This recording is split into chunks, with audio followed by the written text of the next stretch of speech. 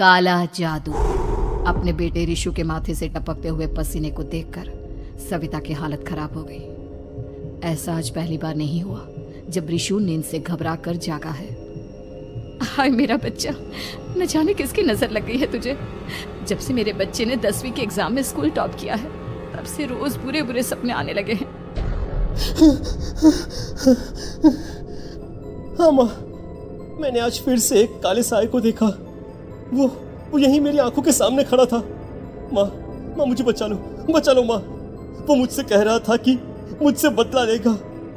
माँ कहीं ये प्रशांत। चुप कर, कैसी बात कर रहा है? दोबारा उसका नाम मत लेना। तुझे पता है ना उस प्रशांत ने आत्महत्या कर ली, तो बार बार उसका नाम मत लिया कर। मम्मी, क्या सच में प्रशांत ने आत्महत्या की थी? चुप कर, बहुत सवाल पूछता है आजकल।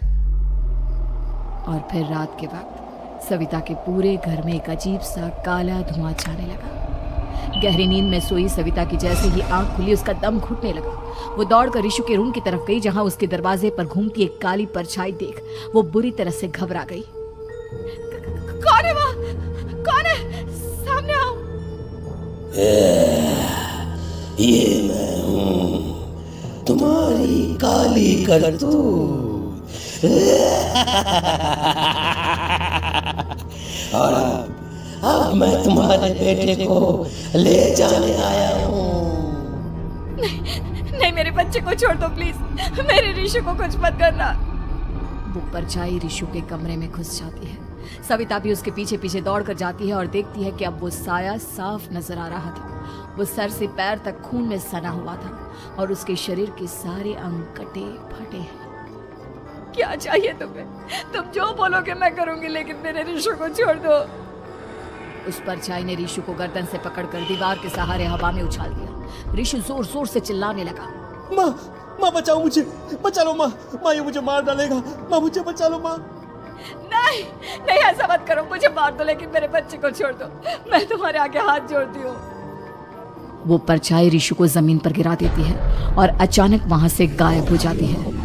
रिशु, मेरा बच्चा, तू ठीक तो है ना? कुछ बोल बेटा, क्या हुआ है तुझे? मैं ठीक हूँ माँ। क्या हुआ था यहाँ पर? कुछ नहीं बेटा, कुछ नहीं। तू परेशान मत हो। हम कल ही गांव के बाहर जो तांत्रिक महाराज रहते हैं उनके पास चलेंगे। ठीक है माँ, हम जल्द ही उनके पास चलेंगे। मुझे बहुत डर लग रहा है माँ। ये बार बार मुझे डरावने सपने आना, ये सब हमारे साथ क्यों हो रहा है माँ? अगले दिन सविता अपने बेटे रिशु को लेकर गांव के बाहर तांत्रिक के पास जाती है। जिस जगह पर तांत्रिक रहा करता था वो जगह बहुत डरावनी थी। चारों तरफ कंकाल और खूब भूतियां नजर आ रही थी। गांव से दूर वीराने में उस जगह पर जोर से आंधी चल रही थी। रिशु ने डर कर अपनी माँ का हाथ पकड़ लिया। माँ मुझे बहुत डर लग रहा है। ये कैसी जगह है? देख बेटा, हमारे साथ जो कुछ भी हो रहा है उसका इलाज सिर्फ और सिर्फ ये तांत्रिक महाराज ही बता सकते हैं। अब यही है जो हमें प्रॉब्लम से बाहर निकाल सकते हैं। जैसे ही सविता और रिशु तांत्रिक की झोपड़ी के अंदर पहुंचे, वहां का नजारा देखकर उनकी आंखें फटी की फटी रह गई। तांत्रिक की झोपड़ी के अंदर कई सारे लोग अपनी गर्दन घुमा घुमा कर जोर जोर से चीख रहे थे। कौन हो तुम और यहाँ क्यों आई हो? महाराज, मेरे बेटे को कुछ दिनों से एक डरावनी काली परछाई नजर आती है और कल रात उसने मेरे बेटे पर हमला भी कर दिया।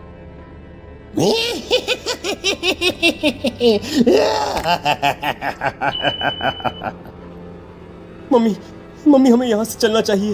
ये जगह मुझे ठीक नहीं लगती। नहीं बेटा, ऐसा नहीं कहते। रुक जाओ, 2 मिनट के लिए रुक जाओ। क्या कहा? काली परछाई?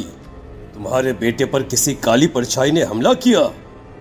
हाँ महाराज, वो कह रही थी कि वो मेरे बेटे को कुछ कर देगी। कोई उपाय बताइए महाराज, मेरे बेटे के साथ कुछ गलत नहीं होना चाहिए। तुमने किसी दूसरे के साथ गलत किया है तो तुम्हारे साथ भी गलत होकर ही रहेगा। तुमने किसी की जान ली है, किसी को मार डाला है तुमने। नहीं महाराज, मैंने ऐसा कुछ नहीं किया। मैंने किसी की जान नहीं ली। मुझे कोई उपाय बताइए। लगता है तुम इतनी आसानी से नहीं मानोगी। मैं तुम्हें अभी उस काली परछाई से मिलवा देता हूँ और वही सारा सच तुम्हारे सामने लेकर आएगा। हाँ? सविता और ऋषु ने डर के मारे अपनी आंखें बंद कर ली। तभी अचानक तांत्रिक की झोपड़ी में अजीबोगरीब आवाजें गूंजने लगी। सविता और ऋषु बुरी तरह से कांप रहे थे। आंखें खोलो और अपने सामने देखो। क्या यही है वो जिससे तुम कल रात को मिली थी? बताओ मुझे। हाँ, इसने कल रात मेरे बेटे के ऊपर हमला किया था। ये उसी लड़के की भटकती हुई आत्मा है जिसे कुछ दिन पहले तुमने मार डाला था।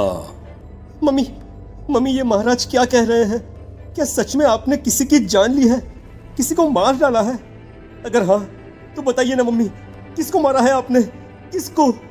तुम्हारी माँ इतनी आसानी से सच नहीं बताएगी बेटा। इसने एक बच्चे की जान ली है। कहीं उसका नाम प्रशांत तो नहीं महाराज? वो मेरा दोस्त है, मेरा मतलब मेरा पड़ोसी है। सही पहचाना। देखा सविता, तुम्हारा खुद का बेटा भी जानता है कि तुमने किसी के प्राणों की बलि चढ़ा दी और इसीलिए अब उसकी बुरी आत्मा तुम्हारे घर में भटकती है। मुझे माफ कर दीजिए महाराज, मुझसे बहुत बड़ी गलती हो गई। प्रशांत हमारे पड़ोसी का बेटा था।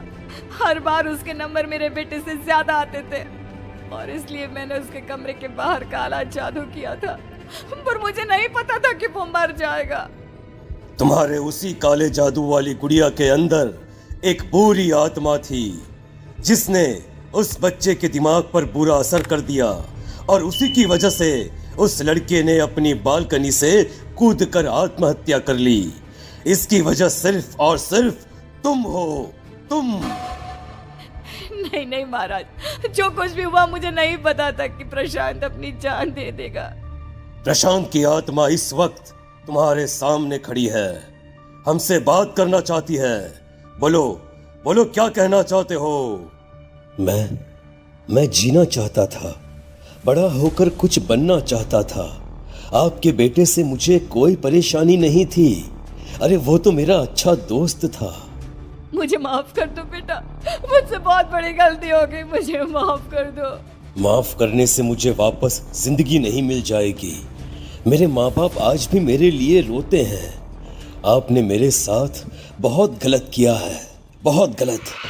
और तभी अचानक प्रशांत की आत्मा वहां से गायब हो जाती है। सविता जोर जोर से रोने लगती है। सुन लिया तुमने? ये तुम्हारे अपने ही किए हुए पाप हैं जो इस तरह से तुम्हारे सामने आ रहे हैं। माँ, ये आपने अच्छा नहीं किया। सिर्फ 10th बोर्ड के एग्जाम में मैं टॉप कर पाऊं इसलिए आपने मेरे दोस्त के ऊपर काला जादू कर दिया। नहीं मम्मी, नहीं, अब हम कभी खुश नहीं रह पाएंगे, कभी नहीं। मेरे दोस्त की आत्मा को कभी शांति नहीं मिलेगी मम्मी, कभी नहीं। लेकिन मैंने जो कुछ भी किया सिर्फ तुम्हारे लिए किया। वो लड़का हमेशा फर्स्ट पोजीशन पर आ जाता था और इस वजह से हमेशा तुम्हारे मार्क्स कम पड़ते थे। मैंने तो सिर्फ उस पर एक छोटा सा काला जादू किया था बेटा। मुझे क्या पता था कि उसका ये नतीजा निकलेगा। जिस गुड़िया को तुमने उस लड़के के कमरे के दरवाजे पर लगाया था, दरअसल उसके अंदर एक बुरी आत्मा का प्रवेश हो गया था, जैसा कि अक्सर काला जादू करते समय हो जाता है। मुझे अपनी गलती का एहसास हो गया है, मैं प्रायश्चित करना चाहती हूँ। आप बताइए मैं क्या करूँ? प्रशांत के घर जाकर उस काली गुड़िया को वहां से निकालकर यहाँ लेकर आओ। मैं उसे आग में जलाकर राख कर दूंगा और उसके बाद प्रशांत की आत्मा को हमेशा के लिए मुक्ति मिल जाएगी। अगली रात सविता चुपचाप अपने पड़ोसी प्रशांत के घर जाती है।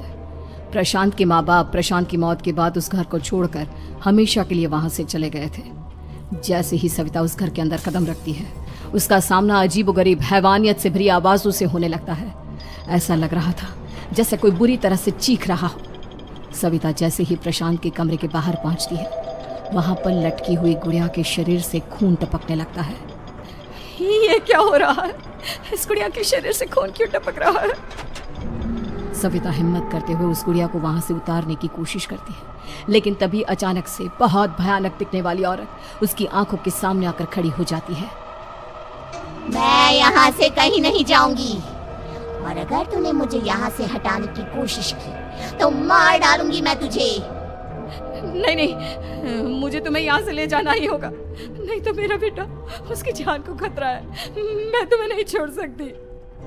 अगर तुम्हारे अंदर हिम्मत है तो मुझे इस घर से बाहर ले जाकर दिखाओ। और ऐसा कहकर वो औरत सविता के ऊपर हमला कर देती है और उसे हवा में उछाल उछाल कर जमीन पर पटकती है। लेकिन तभी अचानक मौका देखकर सविता अपने हाथ में ली हुई सुई उसके हाथ में चुभो देती है। हाथ में सुई लगते ही वो औरत जमीन पर तड़पने लगती है। ये क्या किया तूने? ये क्या कर दिया? तुझे ऐसा नहीं करना चाहिए था। तांत्रिक ने मुझे कहा था कि तुझसे जीतने का सिर्फ यही एक तरीका है जिससे मैं अपने पापों का प्रायश्चित कर सकती हूँ और अपने बेटे की जान बचा सकती हूँ।